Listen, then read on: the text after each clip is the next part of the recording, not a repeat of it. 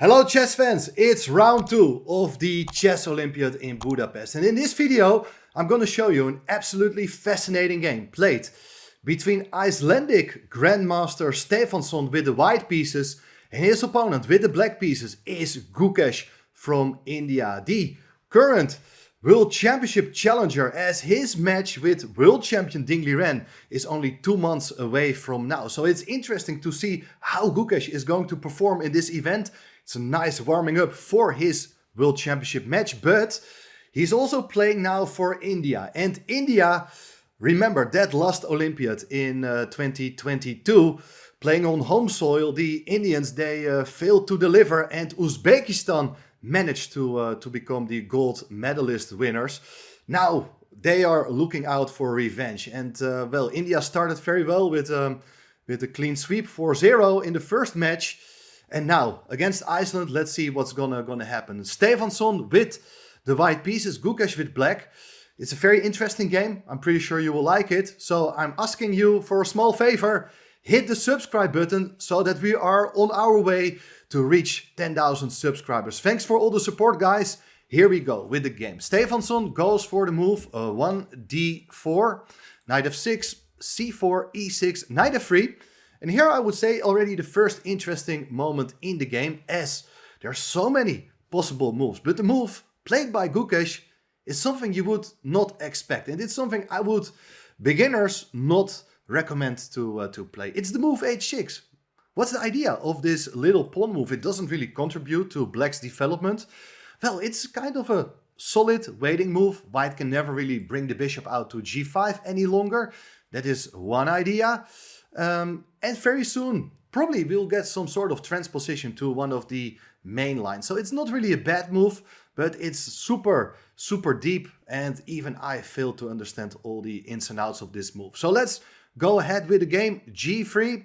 So we do get the Catalan type of setup. Bishop b4 check, bishop d2, bishop goes back to e7, bishop g2, castle, castle by both sides, d5, queen c2, c6. In fact, this is a very normal type of structure in the Catalan.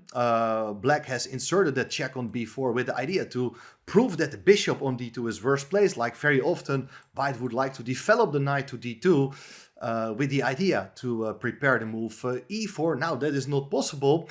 White goes for a slightly different plan. Rook d1, knight bd7.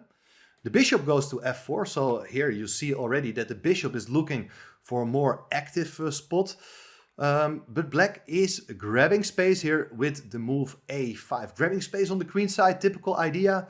Sometimes you would like to follow up with a move like b5 and maybe move the bishop away later, so that if, let's say, white is going to take, you can quickly bring your rook to the c file to hit the queen on c2. That is basically the idea of black's move.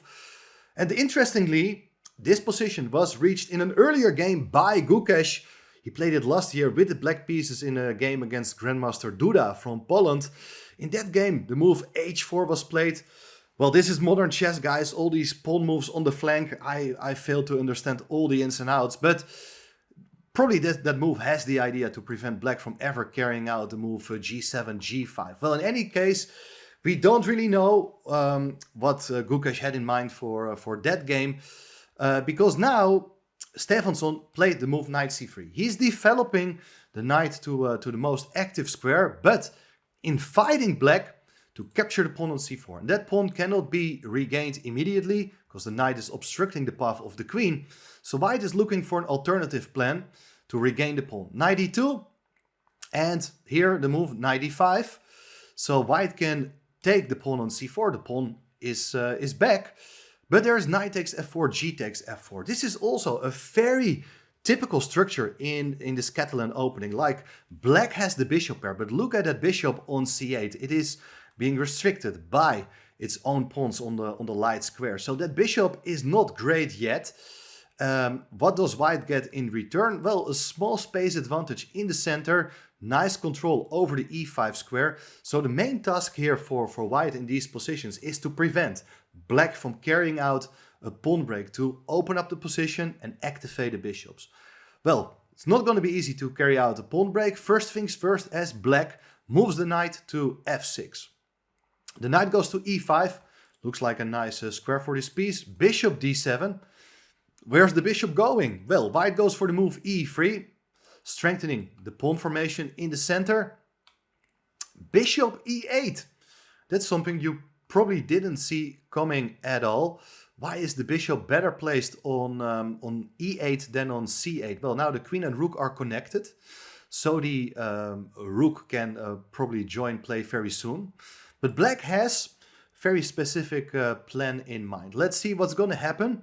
As white goes here for the move king h1, thematical idea.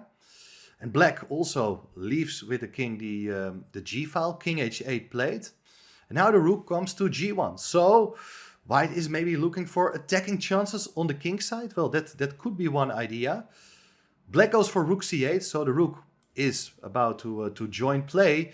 And well, you understand that at some point there are these ideas with a pawn move c5. Maybe you want to start with b5 so that the pawn on b7 will never really be hanging. But at least c5 is on black's mind. Therefore, a rook ad1 played, discouraging black from that pawn break, as it opens up the d file so that the rook will hit the queen on d8. Black goes for bishop d6. That's a nice solid move. White goes for bishop f3, clearing the g file. But okay, for now the rook is not really able to do that much. But here the queen comes to e7. So step by step, black is trying to improve his position. It's a rather passive but rock solid formation for black. And as you can see, the queen is now defending the pawn. And I think that if black were to play here one more move, he would seriously consider playing that pawn break c6, c5. So here white tries to stop that with the move knight a4. The knight is looking to that c5 square. Black played another waiting move, rook c7. And the knight goes to d3, controlling that c5 square one more time. And here again, a lot of things are going on. Look at this. The queen goes back to d8. That's remarkable because it looked as if that that queen was logically placed on e7. But here you try to create somewhat more space for the rook, as the rook has some huge plans to swing over to the king side. Look how that works in practice. Rook c1. So white also doesn't have a clear plan. It's like just controlling a square, but okay, black's position doesn't contain any serious weaknesses. So it's difficult to hurt black at a certain point. Knight d5, maybe knight b4 can be considered to initiate the exchange of one set of knights. That's an interesting plan. Black has to deal here with the move a3. White is controlling the b4 square, so that plan is no longer possible. But the knight is doing pretty well on d5. Note that white can never really play a move like e4, as it hangs the pawn on f4. So black continues with the plan f7 to f6. Now this pawn is controlling the e5 square, so the knight cannot go to that central square again. Here, queen d2 played, multifunctional move. Queen is attacking the pawn on a5, and on a good day, maybe e4 is the idea, intending to hit the knight. The queen defends the pawn on f4, so the pawn on f4 is no longer hanging. And after the knight would go away, you can come forward with your pawn to e5, after which the bishop is also running short on square. So, look at this. The move g5 is on the board. That is fighting chess. Now the white plans with e4, they're no longer really helping white, as there is knight takes f4 and the pawn is controlling the f4 square. So white has to be careful here. Pawn on f4 is a potential target, but also the black rook is about to come over to the king side. Well, if you do take on g5 first, there is pawn takes g5, h takes g5 to be precise, to open up the h file for the rook, and then you can see that the h2 square is vulnerable. There are mating ideas here for black. So instead of f takes g5, black gave up that pawn on a5. White captured. Queen takes a5. White is a pawn up. And look at this. If you do take the pawn on f4, there is that aforementioned idea of playing e4, attacking the knight. If knight goes away, e5, the bishop is trapped, can't go anywhere. So black should stay away from that pawn on f4. And instead, Gukesh is even not interested in that pawn. He just wants to further strengthen his position. He plays very interesting idea. Bishop g6. Now the pawn is on g5. The bishop is absolutely safe on that square and it hits the knight on d3. The queen goes back to d2. And here black played the move queen e8. That's also a move I like a lot, as you do defend the pawn on e6. So now after knight ac5, these two pawns, they are well protected by black's pieces. So there are no immediate threats. The rook comes over to g7. Still, white is not really interested in taking the pawn on g5. There's always h takes g5, and well, the bishop on d6 will become stronger. So white played here the move queen e2. Another waiting move. White thinks, okay, a pawn is in the pocket, everything is okay. But black continues with rook fg8. You can see that black is trying to make progress on the king side. Rook ce1. Maybe on a good day the e-file will be opened and then the pawn on e6 is a clear target. But black's position can still be strengthened, and especially the next move. It's very impressive. The bishop goes back all the way to b8. And now you think, why is this needed? Well, there's maybe no need, but it's generally a good idea to place your bishops on distance so that they cannot come under an attack by any of the enemy's pieces. The bishop is working fantastically still on this diagonal. White played queen d2. You can see that white is playing solid but sort of indecisive move. So it's not really clear what white is aiming for here. And the bishop goes to h7. Another subtle bishop retreat. So what is the plan? Well, you do open up the g-file for the rooks. The bishop is still having the same task. White played here the move queen d1. What's the idea? Well, I guess that here the queen is trying to support the bishop. So bishop may come to h5. Anyway, there followed the move b6. So the knight is under threat. And where should the knight go to? Well, maybe knight e4 to keep the knight centrally placed. That is probably the best way of playing. But there followed knight b3. I don't really like the knight on b3, but to be honest, I also don't see what could be wrong with this move. But here, Gukesh is stepping up. He goes for the move g4.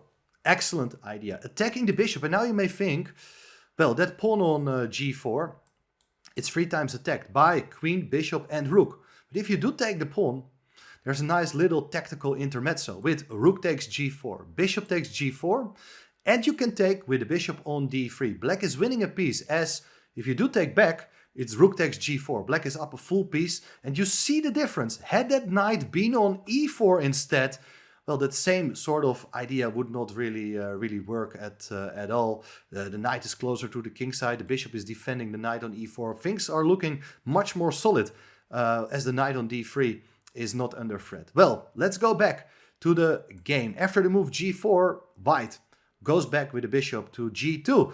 Now, with the pawn on g4, there are coming some attacking chances. The question is how you want to attack. One interesting idea is to bring up your h-pawn, so that if you can go h4 and then h3, the bishop got to move somewhere, and if you can get in your bishop to e4, that king on h1 is in serious trouble. That would have been very interesting plan. But Gukesh goes for a different approach, as he wants to attack not with his pawns, but with the strongest pieces available. So the queen comes in to h5. That's another benefit of having the pawn on g4. And here, you gotta be extremely careful, because black's plan, let me try to show it to you. It's queen h4 with the idea to go rook g5. And if the rook can come to h5, it will be mate on h2. Note that the rook on g5 cannot be taken by the f-pawn, as the bishop is still eyeing the h2 square. So there will always be queen takes h2 with checkmate. Here it is very important for white to try to consolidate the king side. That is what white failed to do at this point here. Getting Laurel on time, Stefansson played the move queen d2. It's a mistake. We will discuss it very soon. But let me show you this idea. The key idea is to bring back that knight from b3 to c1, so that after queen h4, you can put your knight on e2. That is a very important resource, as now rook g5 with the idea to go to h5 can be countered with knight g3, closing that diagonal. So the mating threats are gone. The rook cannot really go to h5 as the knight covers the h5 square. So this would have been a very good defense. Now instead of rook g5, black has a lot of other interesting options, but let's not analyze all of them. You want to see what happened in the game, as instead of knight bc1, there followed queen d2. But now the pawn on g4 is no longer pinned, and therefore g3 played. Black is opening up the g file, threatening mate on h2. So white got to take, rook takes. The rook can't be taken, of course, because of the pin. White played here the move e4, attacking the knight. But look at this, there is rook from g8 to g4. You can't ignore that knight on d5, because if you do take on d5, which was not played by Stefansson, there is rook takes d3, as the bishop supports the rook. Now also the queen is threatened, the knight is hanging. Let me show you one very cool line. If queen c2, you have this fantastic queen sacrifice, and I'm pretty sure this was spotted by Gukesh. If you take the queen, it's bishop takes f4 with check. So the bishops are coming alive. King h1, rook h4 check. King can't go anywhere. If you go bishop h3, you do take with the rook. King g2, rook h2 check. Rook on d3 is guarding that third rank. King f1. And then it is rook f3. And this is going to be checkmate. You can block with the queen, but the queen will just be taken. So, fantastic line. And you see that once the position gets opened, these bishops are there to hit white at its most vulnerable point. So anyway, instead of taking the knight on d5, they followed queen e2. So that now the queen is back pinning the rook on g4. But it does hang the pawn on f4. That pawn can simply be taken. Knight takes f4. Knight takes f4, bishop takes f4, the bishop is back in action as well. And what to do? I mean, white is having huge problems here. Like, for instance, if you move the knight, trying to get the knight back into defense, it's again this queen sacrifice. Queen takes h2, king takes rook h4, rook is defended on g3 by the bishop. And after bishop h3, it is checkmate with two rooks. So, no time for that. You got to deal with the threat of queen takes h2. White played bishop f3, hoping that all the rooks will come off the board and maybe in some sort of an endgame there are still chances to survive. But here Gukesh strikes on move 40 with rook takes f3. A piece is in the pocket, as if you do take the rook, it is checkmate on h2. While if you instead capture the rook on g4, then it's queen takes g4. Black is up a piece, a minor piece, and the rook on g4 is protected. So, well, fantastic game by Gukesh. I mean, he showed really class. He was very calm. He didn't mind playing a passive position. He played with a very nice plan to entangle, even at the expense of a pawn. You saw that that pawn on a5 didn't really matter at all, as Gukesh shifted the attention to the other side of the board. I thought this was a very impressive game by the World Championship challenger. Let me know in the comments, what do you think of this game? Hit the subscribe button, turn on the notifications to not miss any single game, exciting game from this Olympiad. Share this video among your friends, give it a like, etc. Do everything within your capacity to promote the channel. Thanks for all the support. See you soon again.